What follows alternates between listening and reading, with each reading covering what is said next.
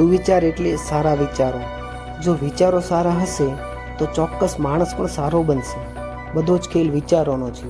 કહેવાય છે તમે જેવું વિચારશો તેવા તમે બની જશો. એટલા માટે હંમેશા સારા વિચારો અને ઉચ્ચ આચરણ રાખવું જોઈએ. નબળા અને કુટિલ વિચારો માણસને નકામો બનાવી દે છે. હવે પ્રશ્ન એ છે કે સારા વિચારો માટે શું કરી શકાય? સૌપ્રથમ તો આપ સારા વ્યક્તિના સંપર્કમાં રહી શકો છો. જે વ્યક્તિ પોઝિટિવ હશે તો તમે પણ પોઝિટિવ રહી શકશો. બીજું કે આપ સારા પુસ્તકો વાંચી શકો છો અને સારા મોટિવેશનના વિડીયો પણ જોઈ શકો છો. સમયની વાત છે. આજે લોકો જેને રંગ કહે છે તેને કાલે ડાઘ કહેશે. સામાન્ય માણસનું મહાન બનવું એ તો સામાન્ય છે, પણ મહાન બન્યા પછી સામાન્ય બની રહેવું એ ખરેખર અઘરું છે. લોકોની ટીકાથી તમારો માર્ગ ન બદલતા, કારણ કે સફળતા શરમથી નહીં સાહસથી જ મળશે.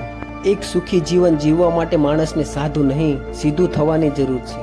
જિંદગી મને રોજ શીખવે કે જીવતા શીખ. એક સંધાતા તેર તૂટે તો પણ સીવતા શીખ. ગીતામાં લખ્યું છે, નિરાશ ન થાઓ, તમારો સમય નબળો છે, તમે નહીં. દુનિયામાં સૌથી વધારે ગરમ વસ્તુ હોય તો તે પૈસા છે, કારણ કે તે સારામાં સારા સંબંધોને બાળી નાખે છે.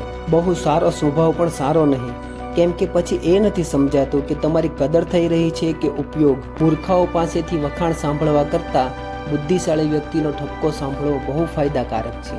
તમારી કુશળતા પર દરેક વ્યક્તિ ત્યાં સુધી ભરોસો નહીં કરે જ્યાં સુધી તમે સફળ નહીં બનો.